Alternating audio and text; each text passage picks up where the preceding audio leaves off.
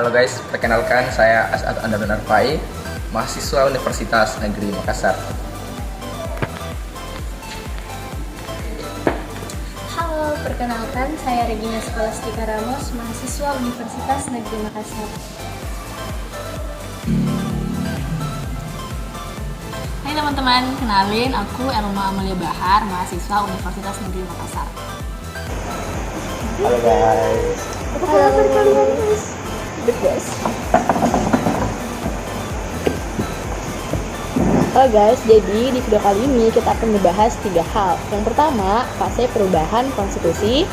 Yang kedua, perubahan mendasar dalam konstitusi Indonesia. Dan yang terakhir, implikasi politik perubahan Undang-Undang Dasar terhadap lembaga negara. Oke guys, penasaran dengan materinya? Yuk ikutin kita.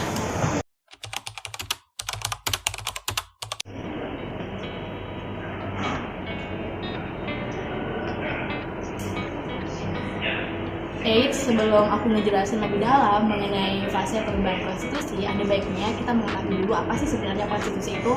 Karena ada pepatah lama yang mengatakan, agar dapat memahami sesuatu, kita harus mengetahui dulu namanya agar mendapatkan pengetahuan yang benar. Menurut Brian Robson, Constitution is a document which contains the rules for the operation and organization. Yang kalau diartikan kurang lebih, artinya konstitusi adalah sebuah dokumen yang berisi aturan-aturan untuk mengatur organisasi. And then, menurut Prof. Sri Sumantri, konstitusi dapat diartikan secara sempit dan secara luas. Secara sempit, konstitusi dituangkan dalam suatu dokumen seperti Undang-Undang Dasar. Dalam arti luas, konstitusi menggambarkan keseluruhan sistem ketatanegaraan suatu negara, yaitu berupa kumpulan-kumpulan peraturan yang mengatur, membentuk, dan memerintah negara.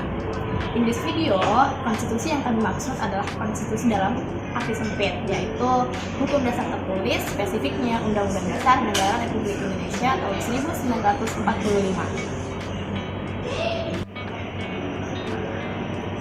Secara resmi, Konstitusi Indonesia disahkan pada tanggal 18 Agustus 1945 pada sidang PPKI pertama.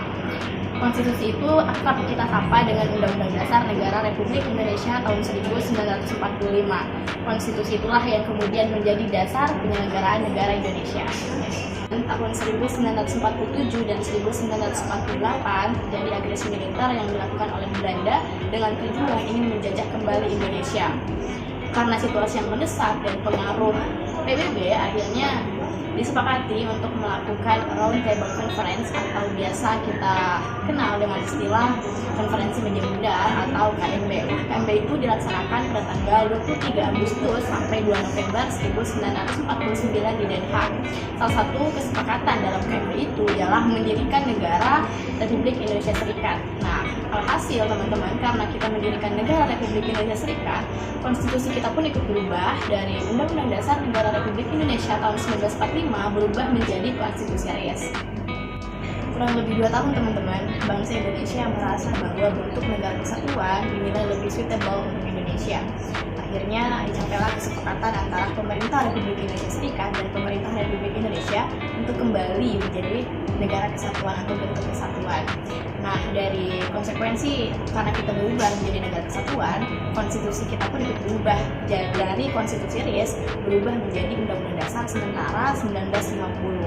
Nah, kenapa sementara? Karena dalam Undang-Undang Dasar 1950, Undang-Undang Dasar sementara 1950 itu dalam pasal 134 mengharuskan konstituante dan pemerintah untuk membentuk Undang-Undang Dasar yang baru.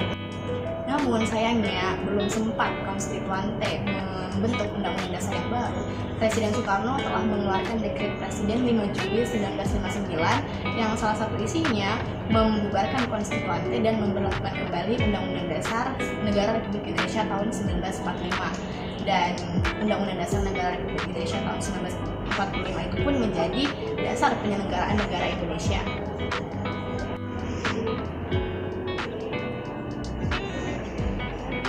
Berdasarkan catatan sejarah teman-teman, tahun 1998 akhirnya rezim Orde Baru runtuh dan kemudian kita memasuki di era reformasi. Nah, pada era reformasi kita bisa melihat adanya kemauan dan tindakan nyata untuk melakukan perubahan atau amandemen dan penyempurnaan terhadap Undang-Undang Dasar Negara Republik Indonesia tahun 1945.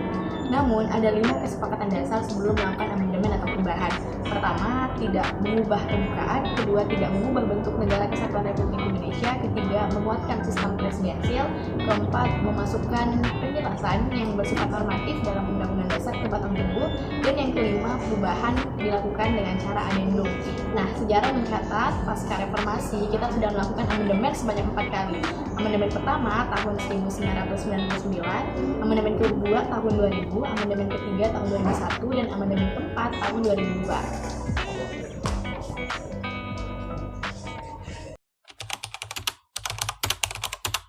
Nah, teman-teman, dari penjelasan sebelumnya bisa kita lihat bahwa setelah reformasi, Undang-Undang Dasar 1945 telah mengalami 4 kali perubahan. Nah, apa aja sih perubahan tersebut? Yuk simak video berikut ini. Perubahan pertama, Undang-Undang Dasar 1945 disahkan dalam sidang umum MPR RI yang diselenggarakan pada tanggal 14 sampai dengan 21 Oktober 1999. Pengesahan naskah perubahan pertama ini tepatnya dilakukan pada tanggal 19 Oktober 1999, yang mana dapat disebut sebagai tonggak sejarah yang berhasil mematahkan konservatisme dan romantisme di sebagian kalangan masyarakat yang cenderung mensakralkan atau menjadikan Undang-Undang Dasar sebagai sesuatu hal yang tidak dapat disentuh oleh ide perubahan sama sekali. Tujuan utama dari perubahan pertama ini yaitu untuk membatasi kekuasaan presiden dan memperkuat kedudukan DPR sebagai lembaga legislatif. Setelah tembok romantisme dan sakralisme berhasil dirobohkan, gelombang perubahan atas naskah Undang-Undang Dasar 1945 terus berlanjut, sehingga dalam sidang tahunan pada tahun 2000, MPR RI sekali lagi menetapkan perubahan kedua, yaitu pada tanggal 18 Agustus tahun 2000. Cakupan materi yang diubah pada naskah perubahan kedua ini lebih luas dan lebih banyak, yaitu mencakup 27 pasal yang tersebar dalam 7 bab, yaitu bab 6 tentang pemerintahan daerah, bab 7 tentang DPR, bab 9A tentang wilayah negara, bab 10 tentang warga negara dan penduduk, bab 10A tentang hak asasi manusia, bab 12 tentang pertahanan dan keamanan negara, dan yang terakhir yaitu bab 15 tentang bendera, bahasa, lambang negara, dan lagu kebangsaan. Setelah itu, agenda perubahan terus dilanjutkan lagi dalam sidang tahunan MPR RI tahun 2001 yang berhasil menetapkan naskah perubahan ketiga Undang-Undang Dasar 1945 pada tanggal 9 November. Perubahan ketiga ini adalah bab 1 tentang bentuk dan kedaulatan negara, bab 2 tentang MPR, bab 3 tentang kekuasaan pemerintahan negara, bab 5 tentang Kementerian Negara, bab 7A tentang DPR, bab 7B tentang pemilihan umum, dan bab 8A tentang BPK. Perubahan terakhir dalam rangkaian gelombang reformasi nasional yaitu perubahan yang ditetapkan pada sidang tahunan MPR RI tahun 2002. Pengesahan naskah perubahan keempat ditetapkan pada tanggal 10 Agustus tahun 2000. Perubahan keempat adalah ketentuan tentang kelembagaan negara dan hubungan antar lembaga negara, penghapusan Dewan Pertimbangan Agung atau DPA, ketentuan mengenai pendidikan dan kebudayaan, ketentuan tentang perekonomian dan kesejahteraan sosial, dan yang terakhir yaitu aturan peralihan serta aturan tambahan.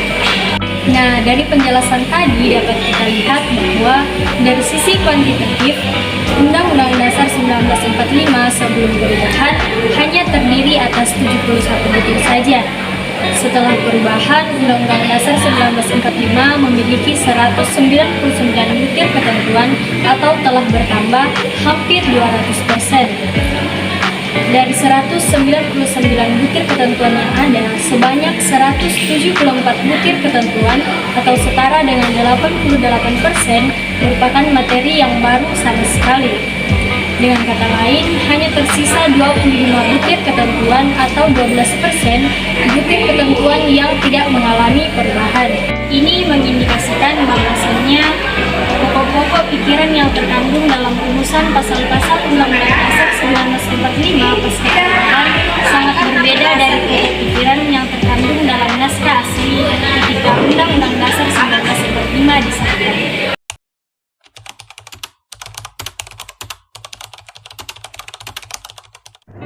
Nah guys, tadi kan sudah dijelaskan tentang fase perubahan konstitusi dan perubahan mendasarnya. Selanjutnya adalah implikasi politik apa yang akan diperoleh ketika perubahan konstitusi ini dilakukan. Perlu diketahui bahwasanya perubahan konstitusi memiliki implikasi politik terhadap lembaga negara di Indonesia. Sebagai negara demokrasi yang menganut sistem presidensial, konstitusi adalah aturan dasar tata cara berjalannya negara, hubungan negara dan rakyat, hubungan negara dan antar lembaga negara di Indonesia. Nah teman-teman, dengan adanya perubahan konstitusi di negara kita tentu akan memiliki dampak serta implikasi politik serta apa-apa saja pengaruh perubahannya. Sebagai contoh adalah perubahan pada fungsi, tugas, dan wewenang pada lembaga negara. Kita mengambil contoh pada presiden yang dimana sebelum perubahan dipilih oleh Majelis Masyarakat dan setelah perubahan dipilih oleh rakyat. Ini ada perubahan komposisi pengaturan antara pemilihan presiden sebelum perubahan dan setelah perubahan. Yang kedua, ada perubahan struktur dan komposisi lembaga negara. Kita mengetahui bahwasanya sebelum perubahan, struktur pada lembaga negara Indonesia ini memiliki ada yang lembaga tertinggi dan ada lembaga yang di bawahnya. Namun setelah perubahan semua itu sudah sejajar. Selanjutnya ada ketika dilakukan perubahan konstitusi, implikasi politik yang kemungkinan terjadi adalah bentuk atau sistem pemerintahan di Indonesia kemungkinan akan terjadi karena konstitusi memuat tentang apa-apa saja yang akan berjalan dan mengatur suatu negara. Sebagai contoh implikasi politik yang pernah terjadi di Indonesia, kita bisa mengambil dari lembaga negara, salah satunya adalah Majelis Permusyawaratan Rakyat Republik Indonesia. Kita mengetahui pengawal dari perubahan konstitusi adalah lembaga Majelis Permusyawaratan Rakyat Republik Indonesia. Kedudukan sebelum perubahan sebagai lembaga tertinggi di Indonesia. Namun setelah perubahan, dia menjadi sejajar dengan lembaga-lembaga negara lainnya di Indonesia. Terlihat signifikan adanya implikasi politik perubahan dari konstitusi negara Republik Indonesia. Selanjutnya ada implikasi politik yang kemungkinan berdampak adalah pengambilan keputusan pada lembaga negara, adanya jaminan perlindungan hak asasi manusia serta kewajiban rakyat Indonesia. 18 Agustus 1945, kurang lebih 77 tahun yang lalu. Secara resmi, konstitusi menjadi hukum dasar Indonesia. Catatan sejarah telah memperlihatkan kepada kita bagaimana konstitusi mengalami dinamika. Konstitusi bukanlah dokumen biasa. Ia adalah dokumen yang syarat akan makna, ia milik rakyat Indonesia. Amandemen konstitusi memang dibolehkan, tapi harus dipastikan amandemen itu untuk penyempurnaan, bukan malah membuka ruang bagi penumpukan kekuasaan.